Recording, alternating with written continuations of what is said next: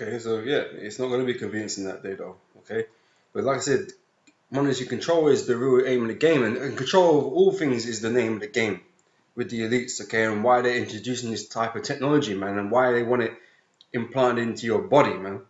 Okay, in the form of the RFID chip, okay, which is the mark of the beast that's prophesied in the scriptures. Okay, this is for control. Okay, I think it might be in this article. It talks about with cash, it's harder to keep track of, man. Harder to record. With electronic and digital data, man, everything is recorded, man. Transactions are recorded by systems, man. There's no way to hide anything that you're doing. Okay, it's all recorded. Okay, they tout about security. It's not for your security. Okay, okay, it ain't for your security at all. So from a consumer standpoint, a cashless society is convenient. Okay, and this contactless card and debit credit cards, yeah, they are convenient, man. It is quick and easy. Okay, so that's how they market it, right? So the speed of transaction increases with efficiency. For individuals, the cashless society is already a good thing, Pomeroy said in a video interview. For business, the ability to reduce the cost associated with managing cash. Okay, it costs money to manage cash because you got to now. Like I know from my job that we got to hire couriers to take cash from my place of work to the bank, and they got to be paid, and there's handling fees and all that kind of stuff. I mean, there's some cost involved also with using card payments, but it's nothing like the payments, the cost of managing physical cash. Okay, this is for business. The ability to reduce the costs associated with managing cash, particularly those retail-facing operations, is a significant benefit. Okay, it means you got to save a lot of money. All right, so for governments, digital cash offers the ability to more efficiently track down tax evaders and combat crime. So you can't do no what they will deem dodgy shit. Okay, even though there's nothing wrong with doing something on the side, really. Okay, but this is Esau's world. His rules. Okay, so he wants to be able to know exactly what you're doing with every ounce of your money. Okay, he don't want it being used in any outside, anything outside his sight. He wants to know everything. Okay, we're talking about combating crime or whatever. Yeah, because people do illegitimate, wicked shit with it, but ain't all like that. Okay, but these are the excuses he makes why he's doing this sort of stuff, right? So as Pomeroy points out, banks that don't hold cash don't get robbed. Not by physical robbers, they don't, but we all see from what happened, was it last week with the hacking situation, man? Shit can be hacked and shit can be emptied and data erased and all that kind of stuff, man. So it's not necessarily safer, if the right people are trying to get in your systems. Okay.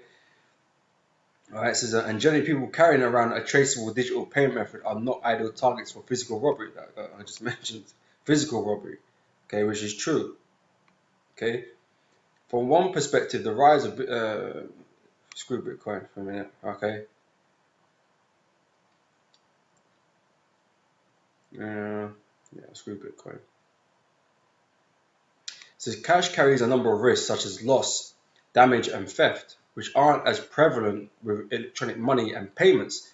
But that may be the case at this minute in time. But with the time, as soon as you do it with cash, man, the robbers are robbers at the end of the day, man. They're gonna steal shit.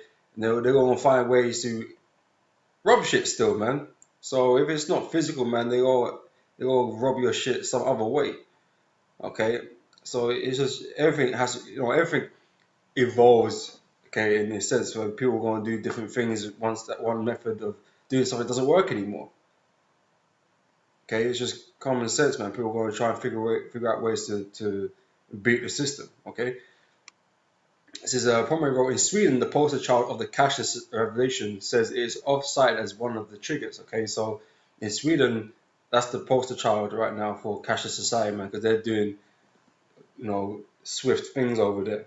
Okay, in terms of this cashless society, right?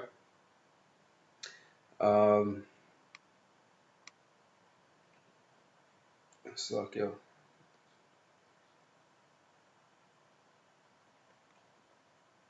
Okay.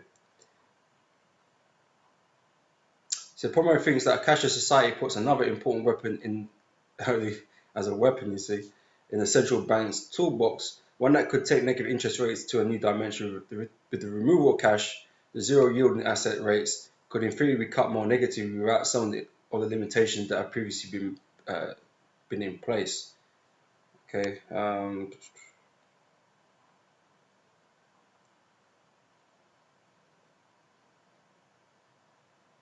Okay. I think that's pretty much what I wanted from this article. Yeah, so you got some graphs and showing the information in pictures.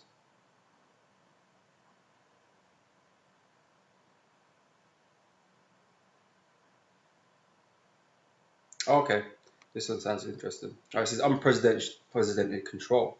An issue on the negative side, Teague addresses a topic that will mention unprecedented control. Unprecedented control over society has both positive and negatives, which Teague balances in his article. This control could be used in a number of ways. Countries like China that are experiencing capital flight will be better equipped to manage the problem, but governments through their central banks could also manipulate digital money to pursue specific social or economic policy objectives, such as discouraging certain behaviors. So once it's fully digital, obviously the people that control the digital currency are your banks, global banks, and so on and so forth, man. They will know and control all aspects of your money, man. So in a more dystopian vision of the future, CBDC's significant implications for individual liberty could throw up political challenges. That has already been demonstrated by India's problems implementing the first steps towards currency digitization in the planned abolition of large rupee notes. Okay, so they're doing away with their notes over there in India, okay, opting for this digital currency. Okay, so imposing a carry tax by programming the currency to devalue over time would encourage spending, increase the velocity of money, and stimulating inflation and growth. It would also be easier for central banks to collect comprehensive information about exactly how money is spent, giving them a much better understanding of their economies and perhaps improving their ability to predict crisis. Okay.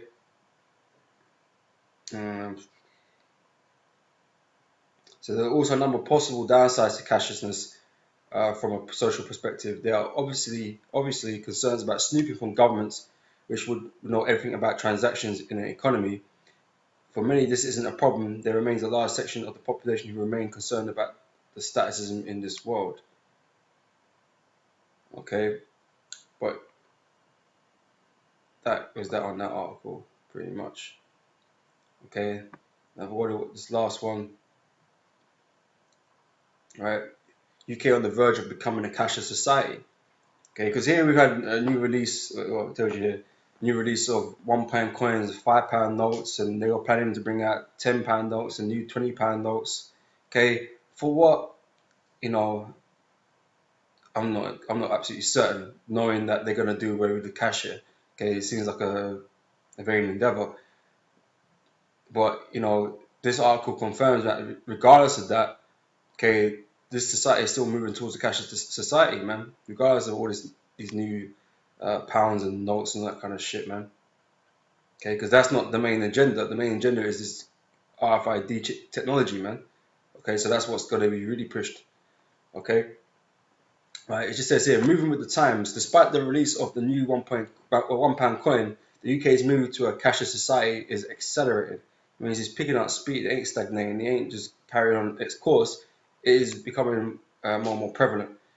Right, so the UK is swiftly becoming a cashless society, despite the fact that the new pound coin was introduced into circulation a month ago on the 28th of March 2017. It's taken a long time to penetrate into society, with a large proportion, 43% of the UK population still yet received one. According to research by cross-border e-payment specialist PPRO Group, 59.4% of citizens believe that the UK will be cashless society soon. 12% feel that this will happen within 5 years' time, while more forward-thinking 4% think that physical money will be obsolete in less than 2 years' time. Okay, Sweden is leading the way in this cashless revolution. According to central bank, the Riksbank, cash transactions made up barely 2% of the value of all payments made in the Nordic nation in 2015. 2% is very low. This figure could drop to 0.5% by 2020. Okay, they'll have no need for cash whatsoever, but pretty much by then. If their kingdom goes that long, which I don't foresee it. Okay, but if it did, since physical money is fast becoming redundant in today's increasingly connected society, with a third, 33% of the UK stating that they never use cash anymore. Unsurprisingly, this figure rises to 51% among millennials. Okay, they're the most users of that contactless or on that digital currency. While the older generation are stoically sticking to the coins in their purses, as only 27% prefer to shop online. Okay, so given the option, 26% of respondents would never choose to pay cash when buying an item in a shop. In fact, more than a quarter of us, 26.35%, find it irritating when we have to pay by cash rather than card. So it's not just consumers who are moving away from cash, more businesses than ever are becoming cashless. Airlines, for example, often don't accept cash on board on purchases now. Okay, so the real move is to do away with this cash, man. And like I said, referring back to these businesses, they're getting all these other businesses on board with that cashless bandwagon, man. Because they're going to lose out otherwise. That's what they're being told, or they are losing that because they're not doing that. Okay, ESau is setting up this framework, man, to implement this thing globally, man, so the RFID chip can be used,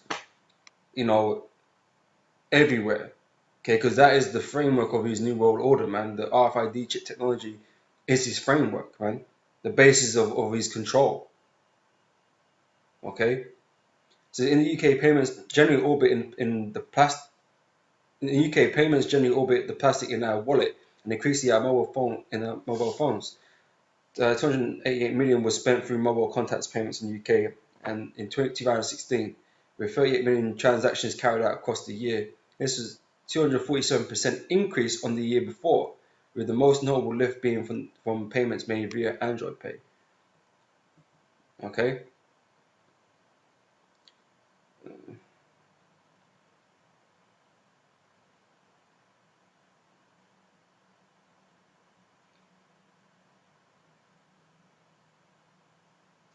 Okay, right. It says it's not just coins and paper money which are being used less and less in today's society.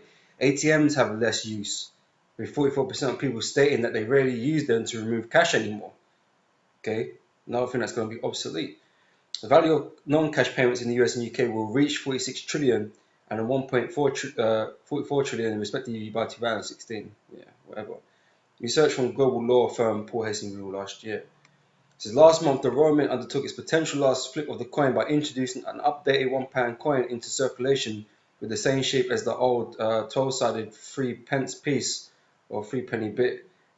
Its makers claim it will be the most secure coin in the world. Okay, for a time. The current £1 coin it replaces has been in circulation for over 30 years and is deemed to be vulnerable to ever more sophisticated counterfeiters. Okay, but how long will we be using this currency? The UK is swiftly moving towards a new currency or cultural phenomenon, the cashless society. Okay, that's it. That's what it's moving towards. That's what it's going to be, man. So all this printing of new money and new notes is just bullshit, man. It's just bullshit. Okay, people thinking that ain't going to happen, but that's what it's going towards still. Regardless, these things are going to be made redundant, okay, because ESau wants the RFID chip technology out there. Okay, but with that, brothers, I'm gonna say shalom, and I'll catch you brothers on the next video. So till next time, I say shalom.